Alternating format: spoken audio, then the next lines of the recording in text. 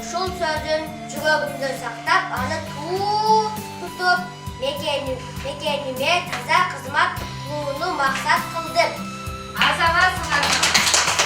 Мен сыйлыктаган адам алыста эмес, ал биздин жаныбызда. Биз аны менен мектеп босогосун аттаган күндөн баштап биргебиз. Ал биздин ар бир мүнөтүбүздү кызыктуу өткөрүүгө, биздин кубандууга аракеттенет. Биздин талыкпай билим алууга шыктандырып, ар дайым таза, тыкан жүрүүгө, ынтымактуу болууга, шар окууга, таза, сулуу, туура жазууга, эч бирибизди артта калтырбай билим берип келет.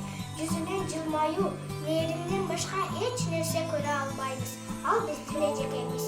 Ал класска өзү менен кошо эбегейсиз жылуулук, көз таргыс сулуулук, күнгө тең нур ала келет. Баарын бизге берип, өзүнө эч нерсе калтырбайт. Ал бизди баарын жакшы көрөт. Андыктан эжекебизди капа кылгыбыз келбейт. Эгер капа кылып койсок, эжекебиздин жылмаюусу жоголуп кетет деп коркобуз. Анан дагы эжекенин кийингени, жагымдуу сүйлөгөнү өзгөчө жагат. Аларда бир окуу сабагын өткөндө биз каармандарга айланып, жумук дүйнөсүнө киргендей болобуз. Ал биздин айгүл эжекебиз. Мен бой жетсем эжекемдей эң сонун мугалим болгум келет.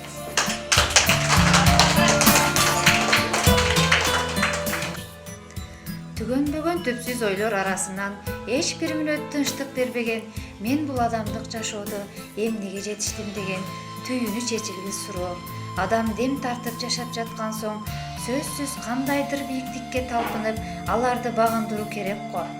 Заман өзгөрүлүп, бүгүнкү илим техниканын өнүккөн заманында өлкөнү сынарптештирүү жана балдарды колдоо жылында келечек муундарын мезгилден калбаган заманбап инсан болуусуна шыктандыра аламынбы?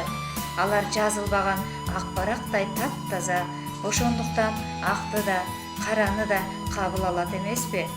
Алардын баюу көз карашы, тунук жылмаюусу, аруу дүйнөсү, кирсиз көздөрү, бакыт чачыраткан жүздөрүн баарын элестетип, бул дүйнөдөгү аягы белгисиз сапарыма мугалимдик кесип жолдош болгонуна миң бир ирет ыраазы болуп келем. Анткени мен жөн гана бала окутуп жаткан жокмун да, мен сүйүүгө толгон келечек куруп жатам.